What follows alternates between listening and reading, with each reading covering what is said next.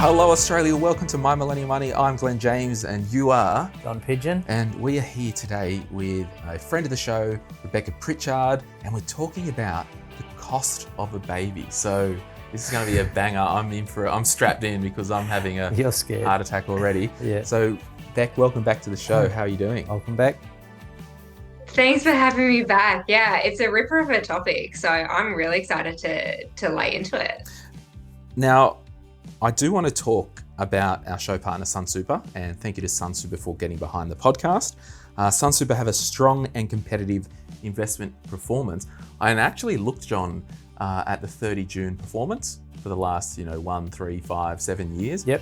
And they do have a great track record. I did hear that. Yeah. And so I just on the whole super thing, and Beck, you could probably jump in here, it's important to know when you're reviewing investment returns, because we're investing for more than 5 years, for more than 7 years, to a point, we don't really care what the last 12 months is in a return. So what would you say to that, Beck? Absolutely. Particularly we're talking to millennials here. We are investing for probably 20 to 60 years for some of our money. We've got to think long term. Yeah. So there's just a bit of a trick when you are comparing returns of funds, and as all the commentary says, don't base past performance on future performance, unless you're talking about old Glen James over here and John Pidgeon. We've got a pretty good track record. Touch wood. So thank you to Sunsuper for supporting the podcast. You can go to sunsuper.com.au/M3. Now, Beck, you've got a financial advice background. You're a financial advisor. And if anyone wants to check out Beck's vibe, you can find her on Instagram at RF Pritch. RF Pritch. There you go. Don't say that wrong. Don't say that wrong. Yeah. Now, just a bit of an update. This episode, if you're listening to this on the Tuesday it's released, we are recording it on the Thursday before. So this is going up straight away. Hot. Yeah, we've been doing this a bit lately. Yeah, why? So, because we've been so busy. But what I'm going to do just quickly before we get into it is, you might not know, My Millennial Money isn't the only podcast that we do. We've got My Millennial Property, which John steers that ship. We've got My Millennial Money Express, and I kind of just do face to cam, 12-minute little powwows. We've got My Millennial Career, and Shell and M, they talk about all things careers, and they're putting together season 2. So if you're after some inspiration with your career and what you're going through, there's a whole heap of good content there. Awesome stuff. There is also My Millennial Replay. So all the webinars that we do, you can jump onto the podcast for the replay. So you can listen to the webinars, first home buyer, mortgage broker, marketing for small business, getting more clients, that's on a podcast. And a lot of you might not know that we actually produce another podcast that's not money related, and that's called You to Me, You to You, You to Us. And it's a sexual health podcast. Yes, I don't get involved. No, and so that basically focuses on sexual and reproductive health. So could tie into if you don't want a baby, but we're about to talk about. The cost of a baby might send you down to that podcast. Yeah, so if you actually get a bit freaked out about the cost that Beck spent and what she's going through with her first child, you might want to listen to You to You, You to Me, You to Us. Yes. I might have said that around the wrong way. Glad you're saying it. But you will learn about contraception, sexual health, and Hannah, the doctor. She is amazing. She is. Okay, so Beck, talk to us about your journey. You found out that you were pregnant, and you can share whether it was planned or unplanned. That's probably after the fact here, but you found out you were pregnant. Tell us the journey, and you thought, you've got a finance background. So was it oh, this is going to be wild, or I'm going to actually use this as a data gathering exercise, or I'm just interested anyway to see how much it would actually cost if we do this again? Talk to us about your logic behind the stuff that you've tracked. Yeah, it wasn't my original intention, but I knew maybe 2 or 3 months into the process that I was spending in different ways than I had expected. And so then I went back to my bank statements and started tracking everything down and made a conscious effort to track through the rest of the pregnancy, because I was fascinated by it. And as somebody who's spoken about this over a number of years and then to experience it myself, I thought, wow, this is really going to the next level. So I didn't talk about, sorry, the pregnancy journey itself. So I fell pregnant, look, relatively easily, as far as, you know, the spectrum goes in terms of conceiving. But unfortunately, that wasn't a successful pregnancy. And so when my husband and I went through quite the roller coaster early on, from the highs of falling pregnant and then the gutting lows of loss. And then the financial kick in the face that comes with having to pay for that. So that was really unexpected, and something that professionally as well, over years of talking about family planning, was definitely a gap in the conversations that I'd had with my clients. So that really hit me for six and really solidified it, why I want to talk about this. And it just talks to any subject about, there's only so much theory you can take before you actually get some practicality in it and go through it yourself, and you come from a different angle, don't you? Oh, absolutely. And you know, one of my biggest takeaways from the whole experience in the last 18 months is that there are certain frameworks that exist for the average person, but very few people are the average person. And so it's around then taking that knowledge and tailoring it to what makes sense for you and your family. Yeah, and I just want to jump in there and say, as I guess a public service announcement, it's just another example that the amount of people that we interact with through life, you just never know what somebody's actually going through. No. Like, particularly being a gentleman like myself and many other gentlemen that are listening, don't know why I'm saying gentlemen, but maybe because I'm being a bit serious, but you know, as a male, I probably don't realise how many women have miscarriages and lose a child. Yeah. Where Beck could probably speak more so, like, as a woman, you're probably more aware of that in society itself. You're right, but it is a hugely unspoken topic, and it's interesting you're talking about the reproductive health podcast that you have, because it's a taboo. It's a taboo to talk about sex. It's a taboo to talk about death. It's taboo to talk about money. Yeah. And in this specific area, all three of them are so bloody relevant and need to be on the table. Yeah, totally.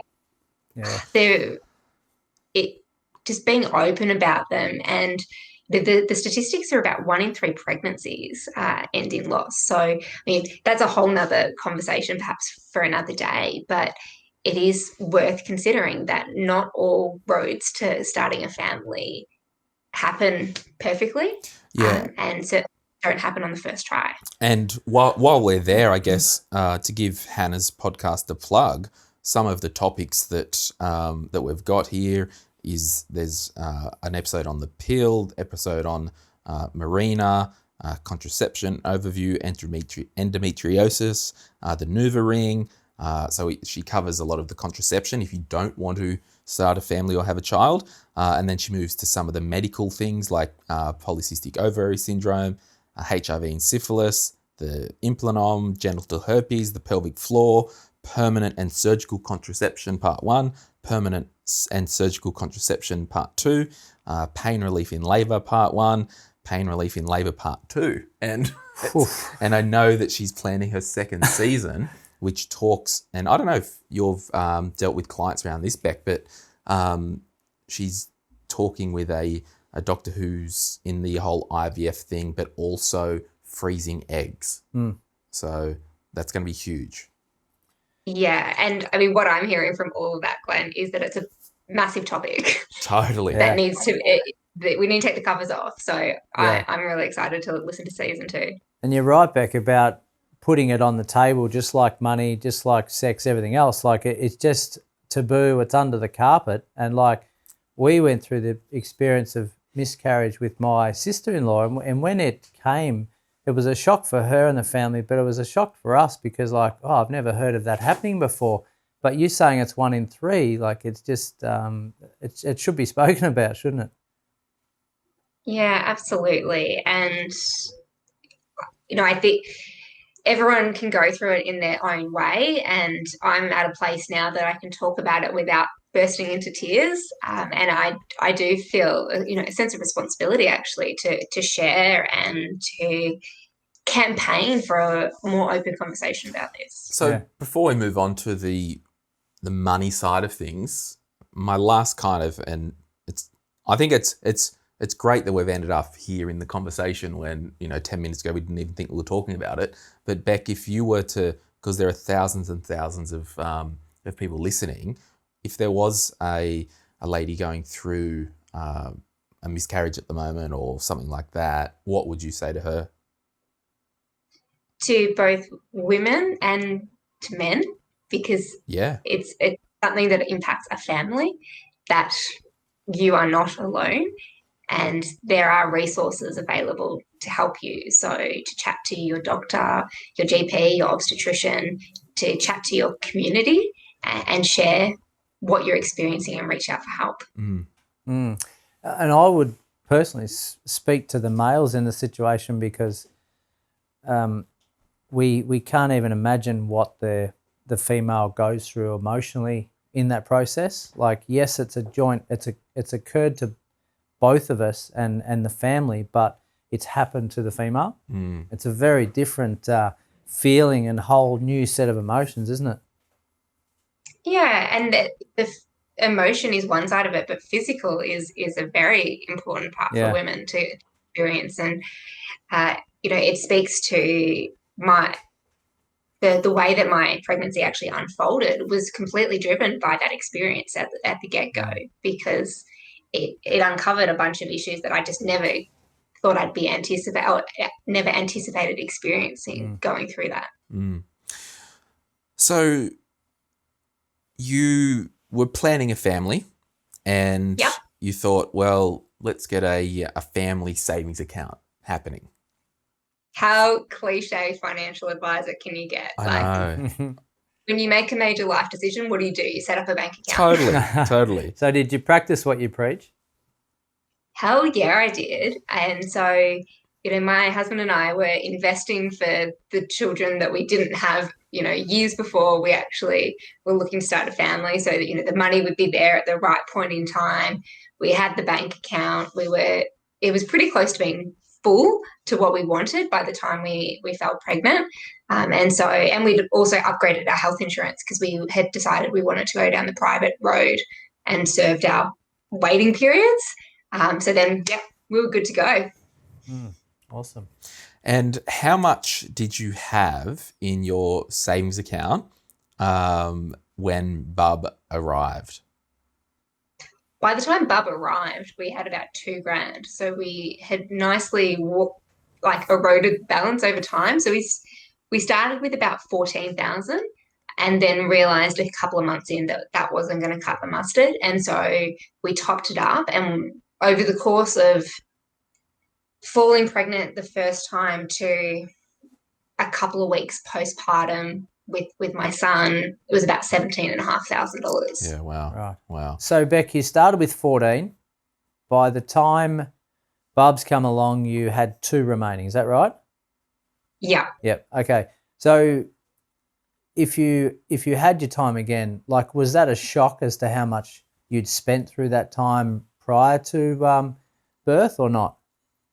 It was a shock in the sense of when you actually add it up, you go, oh my goodness, that's a lot of money. And particularly in my line of work, my brain can't help but go to all the places that I could spend 17,000 on elsewhere. Yeah.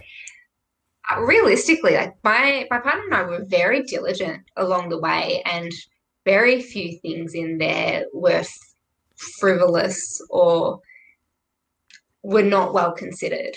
Right. So even though it added up to a pretty chunky number, I stand by most of those decisions. Yeah, okay, because I suppose where I was going with that was, if you did have your time again and someone's listening there thinking, well, how much do I factor in? Are we going on the cheap for 12 grand? Is that standard 12 grand? Is it high end 12 grand?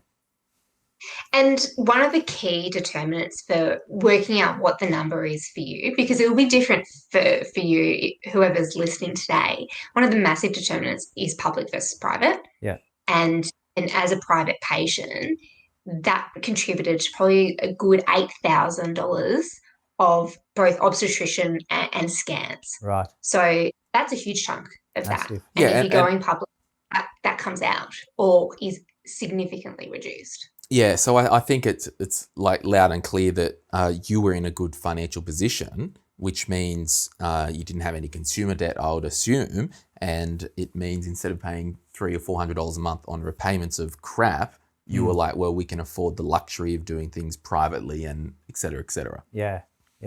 Yeah, and we'd planned for that. So we had allowed within that money, we knew a massive chunk of it was going to those health expenses, and we were comfortable with that. That was a decision that we made.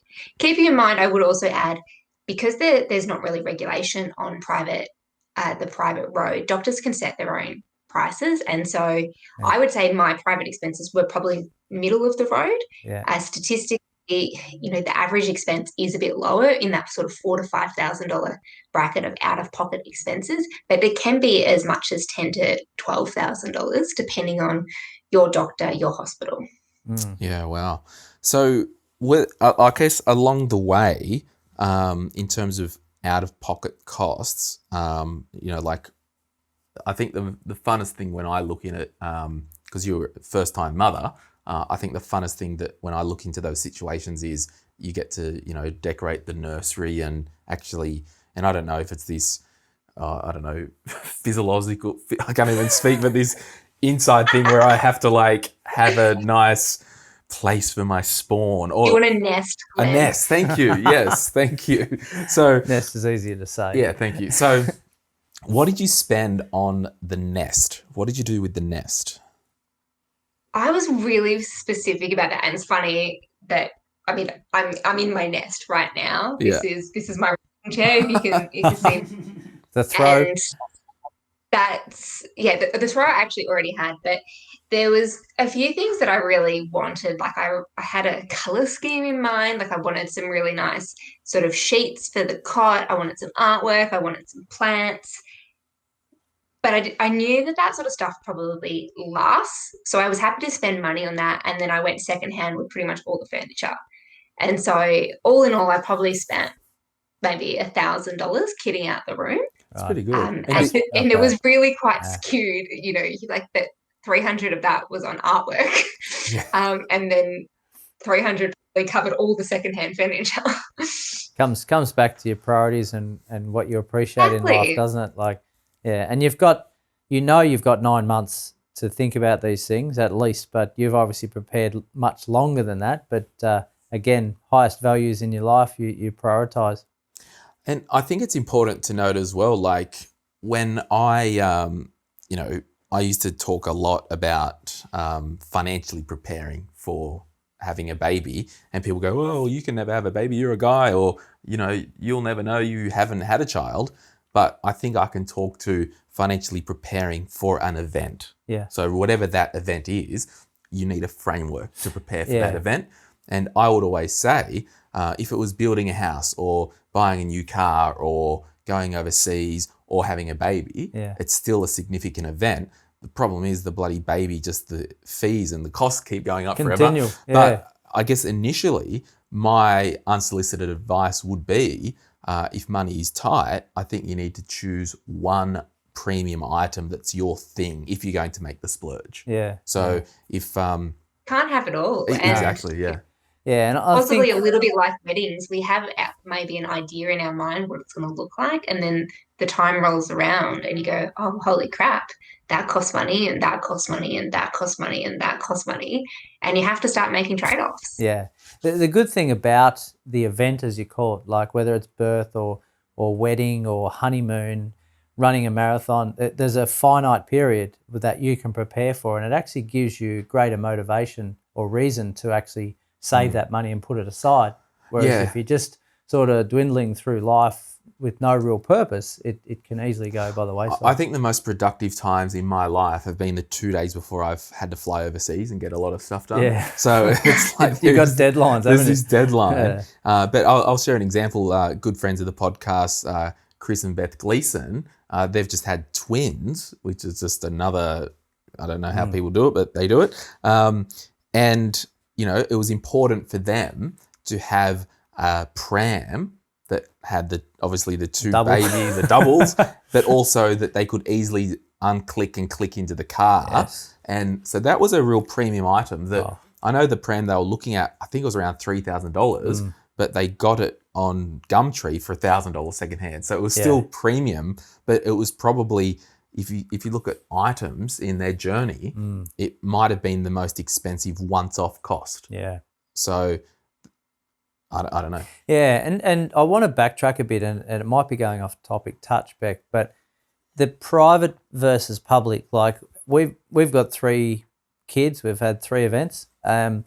We the first one was actually public system with midwife, and then the second was private, and I would argue, and my wife would back me up, that the second experience was a much better one. Have you got any? Obviously, you've only got the one experience, but what would you say to the listeners on that? We live in Australia. Most of your listeners live in Australia, and there's an amazing public health system here. And for the vast majority of people, the public health system is fantastic. There's an element of preference that may come in. Some people have that preference towards continuity of care, and maybe it's the length of stay. Perhaps it's a specific hospital that they would like to deliver in. For myself, given my anxiety after experiencing a miscarriage, that continuity of care was very, very important, and I happily paid the premium to do so.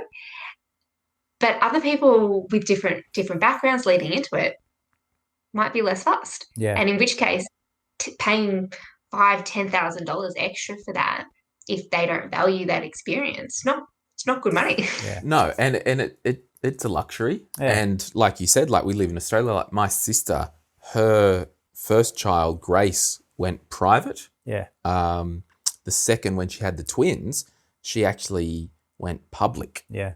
Because the twins, they had twin-to-twin transfusion syndrome, so they were delivered at 26 weeks, which is just freaky. But I guess the underlying thing in Australia, if you are public, the level of care is still, like she was probably seeing the specialist that Beck was paying for anyway. So I don't think it's an issue of care, but it just goes back to those soft costs, Beck, of or the soft factors of I wanted this experience because of these reasons. Yeah, and that baseline is so important to consider, that we're not talking about, that means you get substandard care, because it's all the other factors. Yeah. So what you're basically saying in the total factoring of finances for that birth, maybe 60% of that was taken up by private health. Is that fair? Yeah, health and the private health and health-related, like pregnancy-related costs. So I would say the overall expenses get split into 2 categories, being the pregnancy and my well-being, and what I call startup capital for the baby. Project. Yeah. So just like, and if you want to have a look at the blog, everyone, it's really cool. Like Becca's gone narrow and deep with costs. Like I've just pulled up month How 4. much I spent on Month 4, month 4 was a light cost. You had a dermatologist at $245. Month 5, you did some Pilates sessions, private sessions, $650. Had an ultrasound, $365, and you spent $8 at a pharmacy. Month 6, starting to get a bit palpitations in my heart. The obstetrician cost was... You are? Yeah, I am. Obstetrician was $2,000, and you bought a bassinet from Marketplace for $80 and a cot, mattress, and some change table from Marketplace for $300. Yeah, and cool. I guess what that speaks to is, yes, you might be thinking, oh, Beck, she's so lucky she had the money. Well, she was still smart and she was still wise because she said private care is my one thing, where for Chris and Beth, the one thing for them was maybe the good quality pram. Yeah. But you've been smart with your marketplace secondhand stuff. That's right. It wasn't just all straight to baby buntings or whatever it is to buy everything brand new and look at me sort of thing, was it? Yeah. I think the nature of baby expenses, even more so than when your family sort of grows into children, more so than babies, is a lot of the things that you use are very short term in nature. And so there's an incredible secondary marketplace that exists for furniture, prams, clothing, anything that you could poke a stick at. There will be somebody who's selling it that has used it once, not at all, or a handful of times. Yeah. And then you will pass on your stuff to friends or on sell it. So it is really worth thinking. I think it's one of the best ways to actually save, so you've got money to spend on what you really value. Yeah. Is at secondhand marketplace. And for those listening, like, we may have overlooked one important thing. What's Bub's name? How old is Bub now? There's probably a few things we've because we want height, weight, location, latitude, longitude. Time so of birth. my son he's 9 months old now. His name is Jeffrey. Nice. Beautiful. I've got a Jeffrey. Have you? Yeah. Jeffrey and James, the twins. Oh, yeah. I was going to say, I thought you had kids. Nope, I'm thinking nope. something I didn't know. Yeah, so plans You're the for... first person I've come across under the age of 40 who knows a Jeff. Well, Wake up, the Jeff. thing was... you want to say go to sleep, Jeff? My sister's husband, his name's Jeff. His dad's name's Jeff. So the two names Jeffrey and James run in their family. So our twins are Jeffrey and James. Yeah. So, yeah, it's there you go. A bit wild. Bit of trivia. Talk to us about... Are you having a second or third, Beck, or are you done with one? I'd like to go again at some point, God willing. Yeah. Because that first one I find is the grand final. It's the first one. It's special. There's a whole 2017 premiership. I get it. Yeah. Whereas, no disrespect to my last two, but the third one's born in the laundry, and you would go to work the next day. No, it's not that bad, but I think it's it's a big event, isn't it? But the second time around, hopefully, is not as stressful because you've been through the process once before. Yeah, I agree. And it's interesting looking at how I spent money the first time and working out what would be required to go again. And a lot of the expenses were skewed towards medical rather than the staff. It's probably still, instead of 17.5, it's probably about 12 that would be required. But also this experience has taught me, and my work has taught me, that nothing is a given. And so actually embedding enough financial buffer in there to deal with curveballs along the way, whether it's fertility issues, experiencing loss. Oh no, it's my second pregnancy. My back's lost the plot this time around. Whatever it might be, relationship counseling, having extra fat in the buffer is going to be really important the next time around. Yeah, and I think we all go through different stuff. We will all have our one thing. So if it's, like you said, I saw in your thing that you had Pilates every couple of months, well, almost weekly by the looks of it, where someone else might not need that. So maybe your thing was, I've got to pay for this because of this issue. Yeah. Yeah. So realistic. Yeah, absolutely. And the one thing that I sort of did experience and I do really advocate for is investing in your mental health through that process. And it's not in this report because it happened postpartum, but I put in a good couple of $100 into some counselling to sort of debrief from my experience, and recognizing that was just as an important part of my recovery as, looking after my pelvic floor or the stitches from my cesarean. Yeah. And like definitely in those early years of childhood, motherhood is such a selfless existence, isn't it? So you're giving to this other person in your life. So Sucking the life out of you. yeah, so to lead in with some enjoyment and pamper yourself mentally or physically is really important, isn't it? Yeah, but I challenge that a little bit, John, because there's the pampering, which I fully support, and I feel like that's almost the cliche of, oh, you're pregnant, I'll get you a massage voucher. But there's also the survival element when whether you're heavily pregnant or you've got a new bub at home around, whether it's like food delivery or a women's health physio or things that you actually need to get by before you start considering those real pampering things, which are also. Yeah, interesting. Well, there you go. You get Amy next time around. You get Amy some maybe cook for once. Let's cut that comment short. There's no next time around, okay? Have you? Were you a guest on Hannah's podcast under surgical contraception? Were you? Yes, we have taken measures, Glenn, if you'd like to know, and everyone listening today, thank you. Yeah, so it's on your and I would encourage anyone interesting to, if you want to have a look at Beck's blog, and the link will be in the show notes, like she's detailed from like vitamins, from getting some Mylanta at the pharmacy, a rocking chair. Look, there is so much stuff here. Sheets, reusable wipes. It's quite comprehensive, and I guess I would kind of think, if we put our financial advisor hat on, well, I'll put my ex-financial advisor hat on because I can't go around saying I'm a financial advisor because I'm not. But what would you say to people before they go down this journey in terms of their own personal finance to get in the best shape, ready to go financially?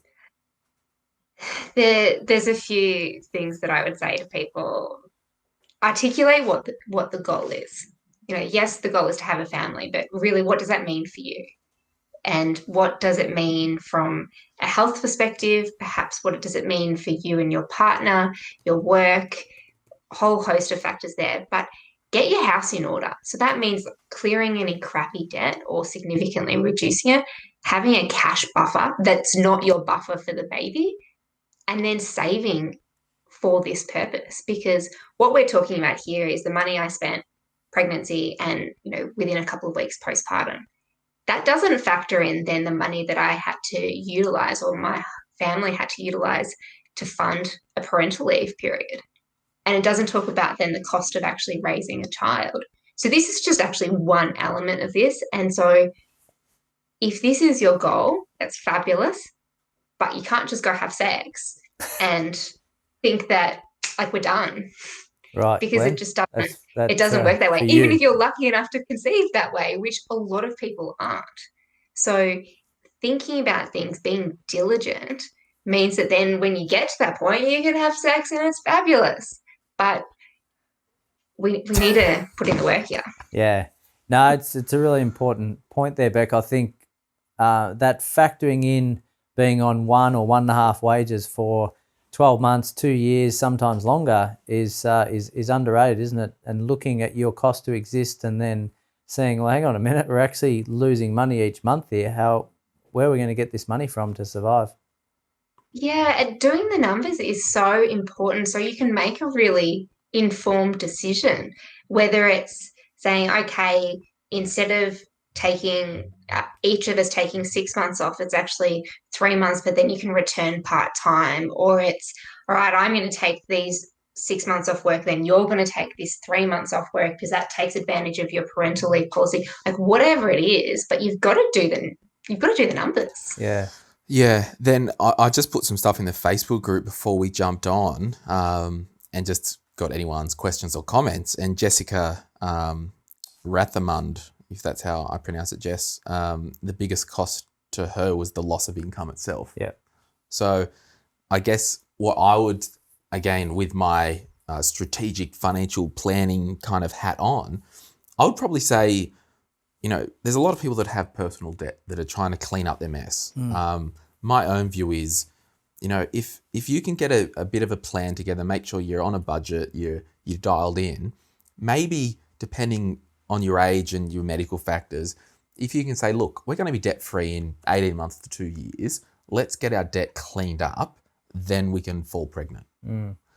I'm thinking if you're in a horrendous amount of debt and it can't be cleaned up within 2 years, well, obviously not going to put off a family for 8 years. So what can you do on the debt scenario?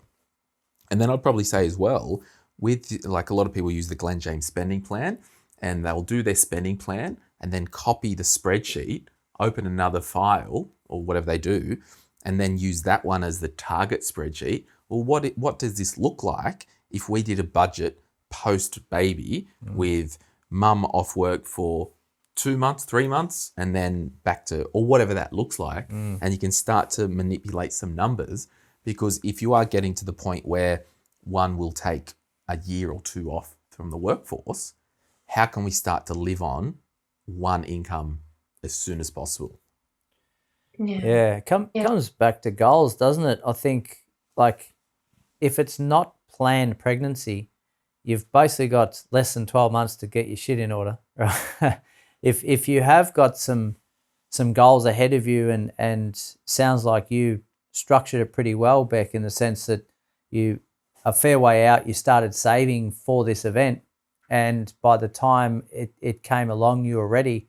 But then post that period, talk to us about your work situation, and did you sit down with your husband and say, look, I want to go back to work in 6 months or 9 months, or I can work from home because I run my own business, or like, because my feelings are that you only get that time once in your life. So can we make it work that we spend 12 months at home with Bubs? And how does that look financially? Yeah, and it really speaks to the personal preferences of the individuals, and you as an individual, as a couple, and as a family, because they've all got slightly different dynamics. For myself, my work's really important to me, and I was really excited to go back to work. So I returned to work at when my little guy was 4.5 months. Right. But I also said I would like to work part-time for the foreseeable future. Yeah. So instead of taking a year off being there all the time, I said I'm going to be here most of the time for a while. Yeah, so that's your balance. But part of that process also was really challenging some of the social norms, and there's probably a little bit of a chip on my shoulder around this, but the social norms are woman takes 12 months off, man takes a week or 2 weeks off. And I really recommend for listeners, if they haven't already, to read Annabelle Crabb's Men at Work, which really challenges the social and political systems around parental leave in Australia and in New Zealand. But yeah, thinking about those dynamics and what's important, and then doing the numbers to cross-check it and go, yeah, how does this stack up? And that really contributed to our decision-making around this. Yeah, cool. Yeah, just because you gave birth doesn't mean you're the one that has to look after it in the first 12 months. Yeah, and and for a lot of families, it doesn't economically make sense. No. Because, gone are the days where man earns all the money, and, that doesn't happen for a lot of couples anymore. Yeah. And so, but even if it did, if that's not what you want, let's ask the question around that. Yeah. Yeah, and I would just encourage anyone that, like, I love how you talked about those social norms. As far as my life goes with social norms, I don't give a crap. I'm doing what I want. And if anyone has a problem with it, well, good for them. But I'm doing this. And then that speaks to who are you surrounding yourself with? If your parents or your friends are travel agents for guilt trips, well, you need to get some new friends. I stole that from Dave Ramsey. That's a good one, Dave. Yeah, but I think there's organic social pressure that people put on themselves. Another one he says was my mother-in-law's a test pilot for the broom factory or something like that. Anyway, but I think it does speak to the positive relationships in your life. Like you don't want to you don't want somebody, regardless of whether you're expecting a child or not, to be questioning your every decision because you're not doing it their way. It's like, get stuffed. No.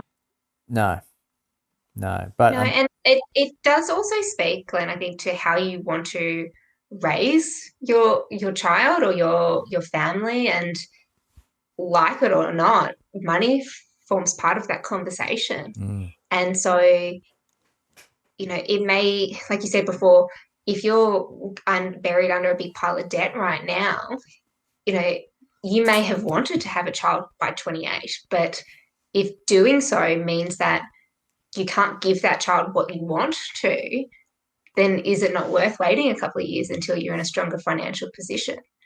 Yeah. Or whether it's the house or the ability to give them education or whatever it is, or just the ability for one or both parents to be more present. Money flows through this conversation. We have to think about it. We have to talk about it. Yeah. It's not just falling pregnant. It's not just giving birth, and it's not just that period before, someone returns to work. It carries on. Yeah. It flows. Yeah. I want to go to the Facebook group and just read some questions and comments. Kerry says, don't waste money on $2,000 plans to keep up with the Joneses, and don't rely on any money from the government. That's an interesting one as well, because, I know the family tax benefit, I think the threshold is $80,000 for families. So, if you are on a lower income, there might be some safety nets and catch-alls there. But can you, again, go, look, we're doing this, and what we receive from the government is just a bonus, and we're not taking it for granted, just from a mindset thing. Yeah, and I mean, to share my experience with this, I was able to qualify for the paid parental leave, but I actually returned to work before the money came through. Oh, wow. There was some issues with Centrelink and blah blah. Like, I'm sure anyone who's ever interacted with Centrelink says, "Say no more, Rebecca." But yeah, so essentially, I self-funded that entire period, and then the payment just topped me back up. So I think that's a really valid point. There are really great safety nets that exist through the Australian system, but you can't rely on them from a timing perspective. No. Yeah, and for those wondering, the parental leave is currently $753.90 per week before tax, and it's based on the weekly rate of the national minimum wage. So that goes for 18 weeks, and it basically can go directly to you or via your employer. And I'm just reading here, your partner may also be eligible for dad and partner pay. That's right. Which is basically a payment for up to 2 weeks. So income thresholds. I think that speaks a lot for the work that the Australian system still needs to do. Yeah, that's right. Totally. It almost, and that's the income thresholds are there, $150,000. And the good thing is, the Services Australia websites, they're one thing they're really clear and easy to understand. I'll give the government that.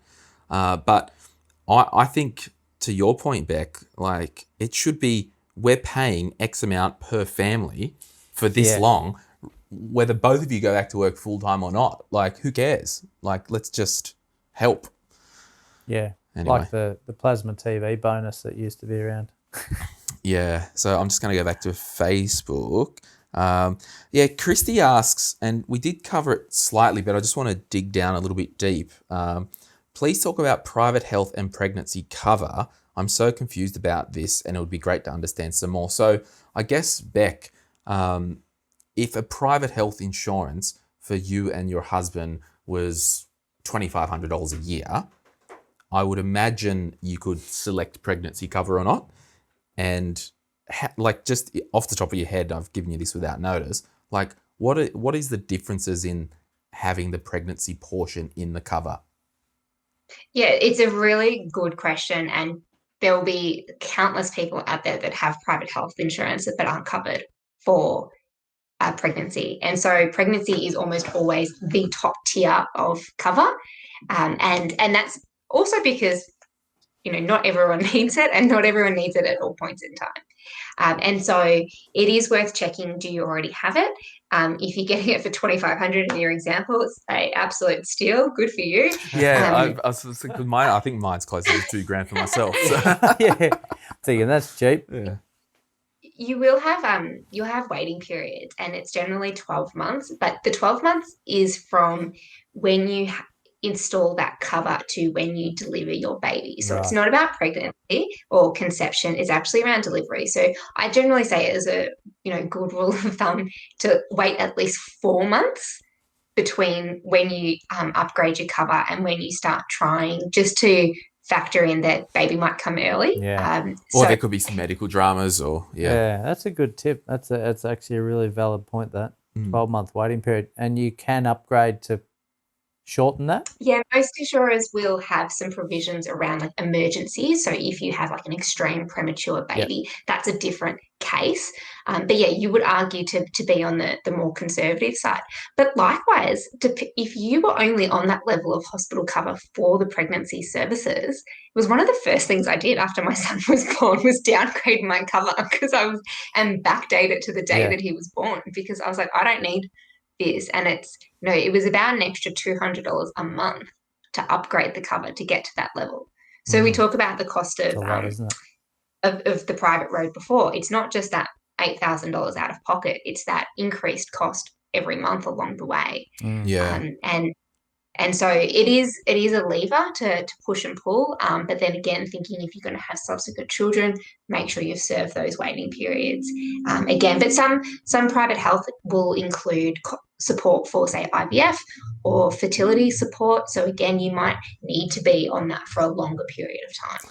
Yeah, it's interesting. Another comment in the Facebook group from Amy Rankin, she's got a podcast called Nourishing Amy, I believe it's called. She's a friend of the show and actually lives on the Central Coast.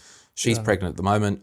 She basically said, I have private health with pregnancy cover, and they still say the average out-of-pocket cost still ends up being around $8,500, which is exactly what Beck said. So It is, yeah. again, Can't be sneezed at. private health is a luxury, and if you don't want to have it, that's totally fine. Yeah. Your child will still be taken care of and healthy. That's right. And that's all good. I'm just going to read here.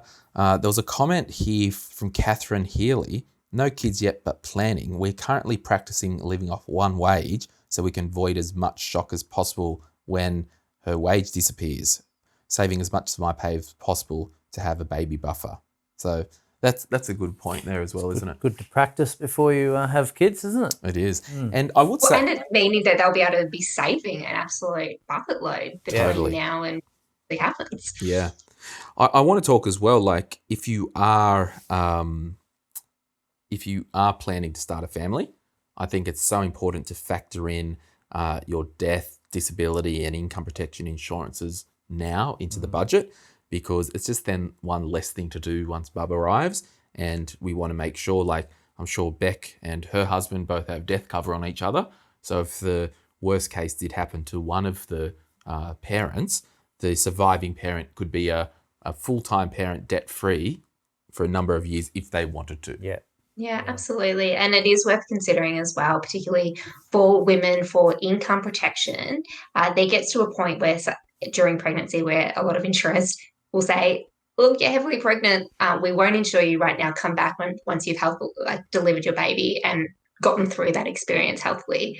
So it is worth considering that, getting it organised sooner rather than later. And whilst we're talking about being really prudent as well, ladies, gentlemen, have a conversation with each other about super, because if one person is taking an extended period of time out of the workforce or any period of time out of the workforce, that has an impact on your super and then will compound over the rest of your life. So you can have a conversation about how you can actually address that so that one member of the family, which statistically is more often the mother, doesn't get smacked in the face by in more ways than one. Yeah. Yeah, and some low-hanging fruit there. The one, it could be a personal $1,000 contribution that would attract the government co-contribution of $500. So then that's $1,500 for that year. And then if the spouse puts $3,000 in, they will get the $500 tax offset. But there are thresholds, and we won't get into it now, but effectively it works out if the, if you put $4,000 into the super fund in 1 year, the government will put $500 in of that money. The primary income earner at the time will get a tax offset. So it works out that the non-working spouse probably has, $4,500 put into super in that year, which might be the normal super contributions of a 50, 60 grand income anyway. Yeah. So, Beck, hang on. Does that sound about right? I'm talking to the financial advisor. Well, look, those contribution schemes are important, but also contribution splitting. So Totally. The conversation that I had with Mr. P was not, hey, honey, would you like to consider this? It was, hey, split some of your contributions. This is what we're doing, because there is, like I said, there's a pretty substantial implication of not just the length of time that I was out of work, but also that we as a family have committed that I won't work full time for a number of years. Yeah. That's massive. So just round off the loosely the contribution splitting with your spouse. So in the most simplistic way, it's you call dibs on some of the money that their employer is paying into their super fund, and they can request to their super fund to say, hey, of that money coming in, I would like X percentage or X dollars of that to go to my spouse's account. Yeah, which is pretty cool. Yeah, I think we probably should spend some more time on that. I wish more people talked about this. I was just thinking that. I haven't heard of that for a while. Like it's not a common topic at all. Yeah, and it's an easy way if you don't have that spare, $4,000 floating around as well to contribute yourself to the lower income earners. So can I just butt in? Beck, there may be some listeners out there that are self-employed, about to enter this period of their life. Any tips and tricks for them? Because obviously not obviously, but usually they're trading time for money, and if they don't turn up, they don't get paid. Very different to a wage as such from an employer. How would you attack that? Look, it's tough. I wish that there was a really simple answer to that. I do have a number of clients or friends who are in this space who have also said it was one of the best things that happened to them because it forced them to get their business to a point that it could trade without them. Yeah. But also if this is important to you, then we just have to find a way to work through it, whether that is winding things down for a period and then winding them back up. Maybe you aren't going to be back on the tools 3 weeks after your child is born because you need to just be present to keep things going. Yeah. But it really speaks to that self-funded parental leave and the importance of having cash there so that if the money is not coming in and you are not relying on any paid parental leave or any sort of paid scheme, that you can self-fund it. Yeah. Good. Jenny makes a really great comment. Jenny Bowditch, sorry, I'm really bad at reading. You don't need to buy half the things you think you need for a newborn. They really don't need that much. Secondhand is a great option to keep the costs low, hiring items like a capsule. Biggest expenses being childcare and now things like swimming lessons. And what we probably should do, Beck, is we might even book in and let's have a conversation with Beck in maybe 6 months' time. The journey of Beck. Yeah, and then the costs in another 12 months. And just to... let's just watch Jeffrey grow up and see how I was going to say totally. The journey of Beck and Jeff. Amy McMahon said, also, I've had 2 kids in the public system and didn't pay a cent. Both times had a great experience and lovely midwives. Good way to save thousands. And that's just... Again, we don't want to hear us loud and clear, everyone. We're not saying everyone go and get private health. I know doctors that will just go to public. So it's what your situation is, what you would prefer. Austin Powers once said, I would like a toilet seat made out of gold, but that's just not on the cards now, is it? So, maths comes into it. If you're in your eyeballs to debt and you do want to start a family and it is going to be 3 or 4 years until you're out of debt and you can't wait, you will make do. You'll be fine. You'll be a great parent. But also, these stories are important, and I think it's so it's so great. And sometimes it can be confusing because you hear people say, I swear by private, and then other people are like, I had the most amazing experience public, and it can be confusing. But for me, it actually validates all the options that are on the table. Yeah. So whether it's a private midwife, it's private hospital with an obstetrician, public, a home birth, a birthing centre.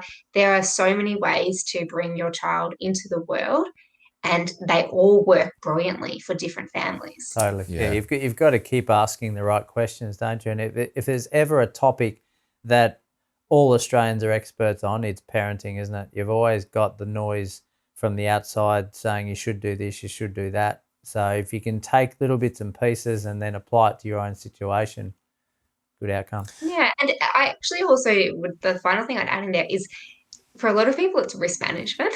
I know that sounds probably a bit clinical in such a warm, happy conversation as families, but like for me, I really love the idea of a home birth, but I'm naturally quite risk averse, and I can't overcome that idea of, but what if something goes wrong? And now that I had to have an emergency cesarean, like there's no chance that I will go down that home birth road because I can't shake that experience. And so it's a risk management decision of what you're comfortable with to how you choose to proceed. Yeah. Anthony Murdoch says, we have a 15-month-old. Changing to a single income was the most expensive part of it. We made sure we could live off my wage early. And jump in the Facebook group, everyone, and just search a keyword, cost of having your first child, search that keyword. But I will say, it's like, I can't stress enough just by reading these comments and dealing with, hundreds of my previous clients that were going down this road, whatever situation in life, and we talked about the baby just being another goal or another event, whatever situation you're in, if you are living week on week, eyeballs in debt, and not having a good system in place, any event that you want to plan for, or even unplanned events, they're going to be harder than if you were planned, if you were considered, if you did have your emergency fund, if you did have your spending plan, if you didn't use Afterpay for the new lounge, because now Freedom do Afterpay. I'm just making that up. I don't know if they do, but they probably do. But I guess I might leave it there, Beck. But if the group in Facebook, or anyone, if you're listening to this episode, send us an Instagram message, please.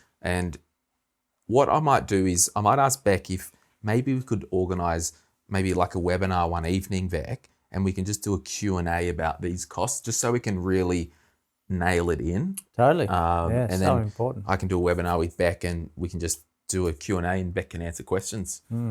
Because it is these topics, I know, like I listen to podcasts, and so many times, like I might listen to the Joe Rogan podcast, and then this guy on there talking about guns in Australia, and I was like, no, you got no freaking idea. You're not here. Like, so you're listening to this podcast going, Glen and John and Beck, you got no idea because of this. It is more of a conversation, and we probably can't do the conversation on a podcast. No. But perhaps if we did a live webinar where we could do some interactive questions and upvote, that'd be most fun. For those who aren't watching on YouTube and just listening to us, Glen's watching a video of himself.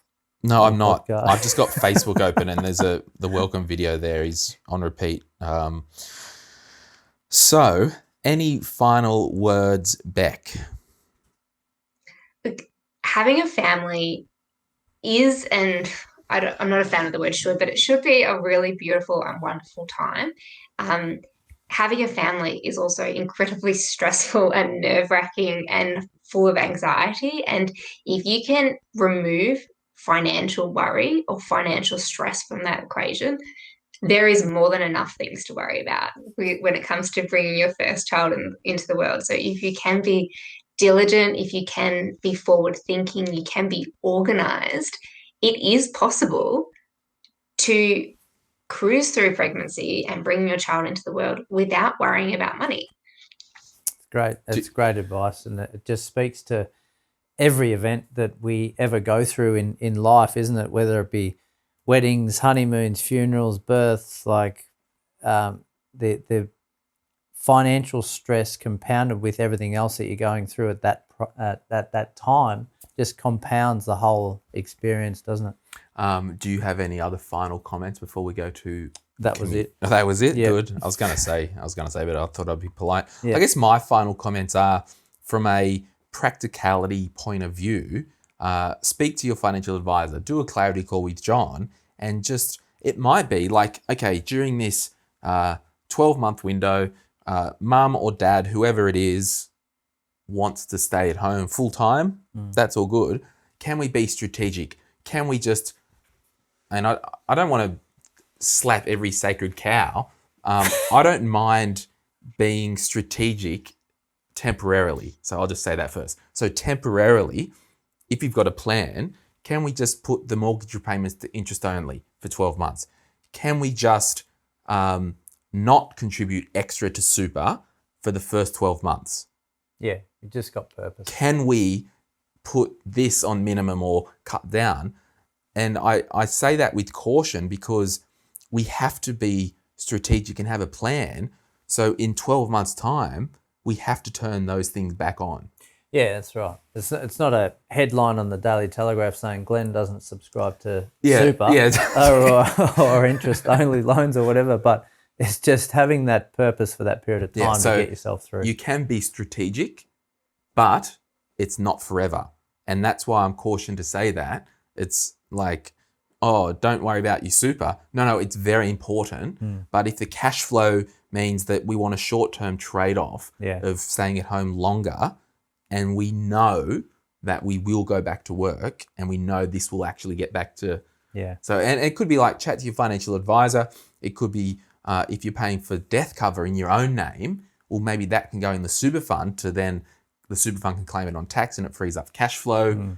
And that's why it's so important to be engaged with a third party who's in your corner, who you can bounce stuff off to keep you accountable. Totally. Is that a fair comment, Beck, or are you going to crucify me? There is no crucifixion going on here. It's being organised. You know, my husband and I, we feel weird right now that we haven't been investing or saving anywhere near as much as we used to. And in some regards, things just got turned off. But we recognise that this is a season. This is not what our life looks like indefinitely. We've done the hard work prior to this period of our lives that we can now do this, and it's okay. Oh, totally. Yeah, it's great. Well, Beck, thank you so much for sharing your wisdom with us. We will try and see if the group, because there's been, in the short couple of minutes that I put the Facebook post up, there was over 100 comments. So there is so much in there. So I think we can really help the community. You can find Beck on Instagram at rfpritch or at rebeccapritchard.com.au. Thanks for having me. No worries. We'll be in touch. Beck. See you. Bye.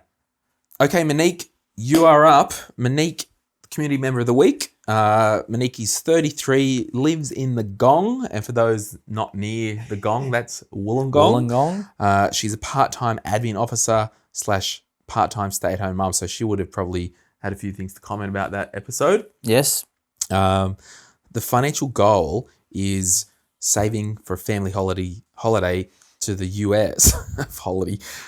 She's got another 3 years to save. Well, that's good, isn't it? So we've positive. pushed that target out a bit and contributing more to super. So Well that's pretty good. So awesome. all I would say, the financial goal on the super thing, how can you put that goal into action? So instead of this arrival of we're saving money to put super, we get to the goal. I would like to get to the goal where I can put $50 a week in or $20 or whatever that is. So rather than, but I'm sure she means that. Cool.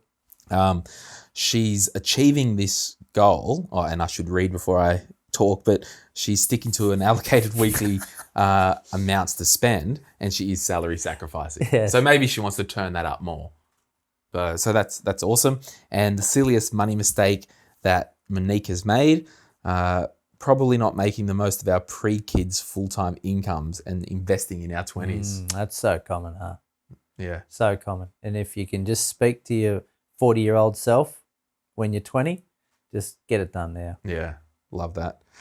All right, everyone. Thanks for hanging around. A bit of a longer episode today, but I hope that encouraged you. I will try and see if there is enough groundswell to do a maybe expecting our first baby and money live webinar with Beck, because I think I think these topics do need more of a campfire chat rather than three people just chatting and talking at people. Yeah. So again, if you've listened to the podcast for a long time, thanks for staying around. If you're a new listener, I apologize. But thank you so much, everyone. Thank you, John. Thank you to Nathan in the studio here. Thanks, and mate. we'll see you guys soon. Bye. Bye.